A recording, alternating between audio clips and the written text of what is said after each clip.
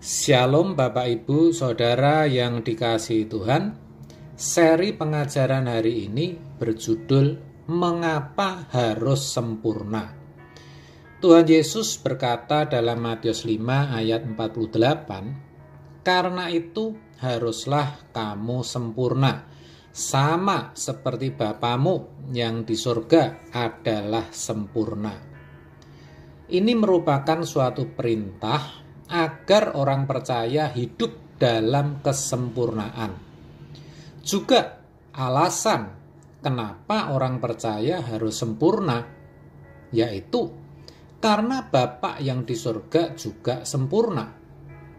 Dengan kata lain, Bapa menghendaki agar kita, anak-anaknya, bisa seperti Dia. Itu sama dengan ungkapan like father, like son. Begitu ayahnya, begitu pula anaknya. Sempurna yang dimaksudkan di sini tentu bukan kesempurnaan mutlak seperti Bapa yang Maha Tahu, Maha Hadir, Maha Kuasa, Maha Bijaksana, dan sebagainya. Tetapi sempurna dalam arti sesuai yang dikehendaki Allah.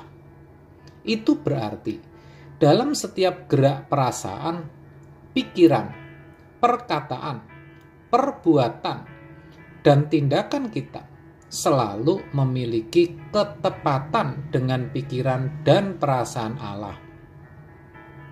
Hal itu dimaksudkan agar pola hidup kita sebagai orang percaya bisa dibaca setiap orang.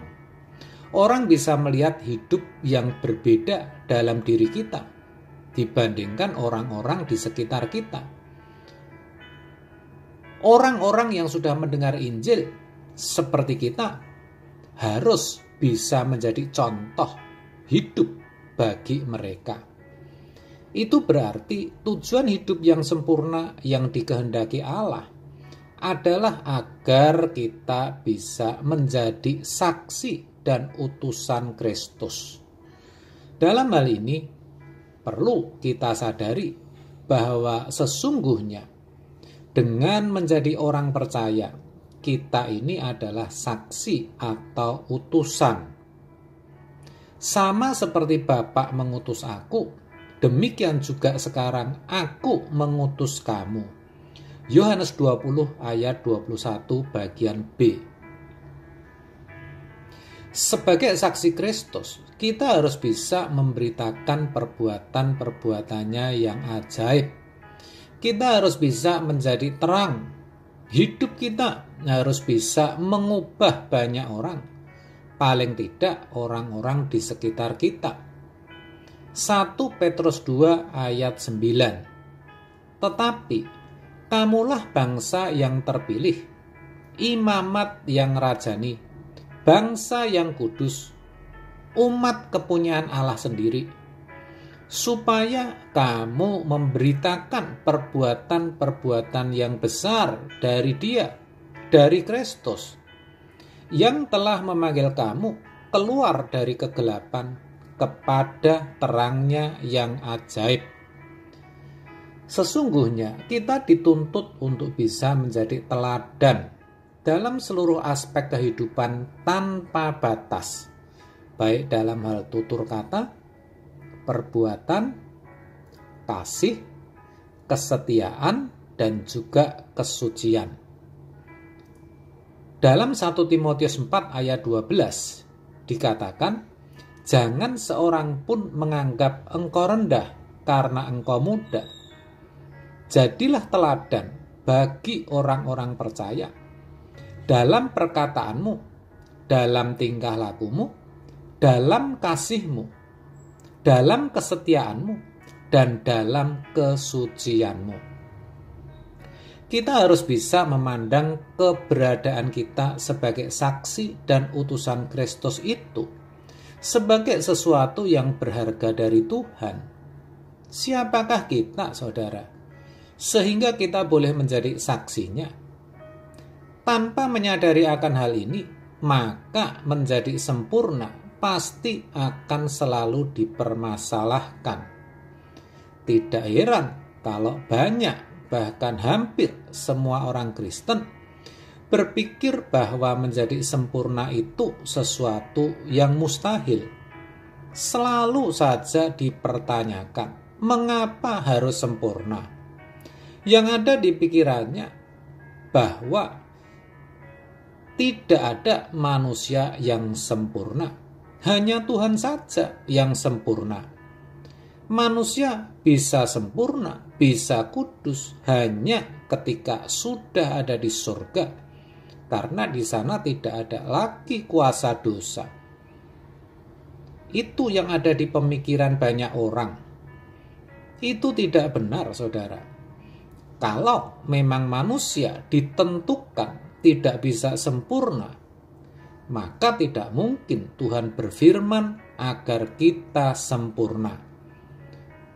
Kalau sampai Tuhan menghendaki kita sempurna, sementara kita sudah ditentukan tidak bisa sempurna, itu pasti Tuhan yang tidak benar. Jadi yang penting sekarang bukan lagi mempersoalkan mengapa harus sempurna, tetapi justru kita harus menanamkan dalam pikiran kita bahwa sempurna itu suatu keniscayaan, sesuatu yang sangat mungkin dan bisa dialami oleh semua orang.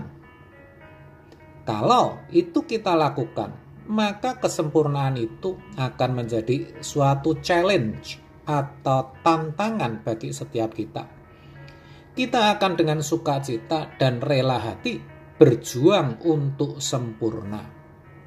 Kita akan terus mencari jalan dan mengatasi segala hambatan yang ada yang menghalangi kita untuk menjadi sempurna.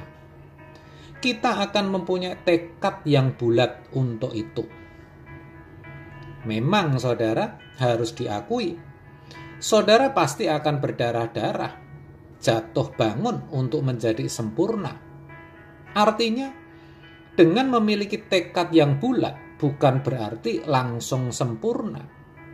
Tetapi ingat, dengan tekad yang bulat itu, Tuhan akan bisa mendidik kita melalui firman dan Roh Kudus-Nya. Dan itulah yang akan membawa kita kepada kesempurnaan. Iya, andai saja pemuda kaya dalam Matius 19 ayat 16-22 mau berkomitmen menjual seluruh hartanya dan membagikannya kepada orang miskin, ia pasti juga akan bisa sempurna seperti yang Tuhan kehendaki. Sayang, komitmen atau tekad itu tidak ada dan ia memilih meninggalkan Yesus. Ini pelajaran bagi kita supaya kita boleh memiliki komitmen atau tekad untuk sempurna. Percayalah, saudara pasti bisa. Amin. Tuhan Yesus memberkati.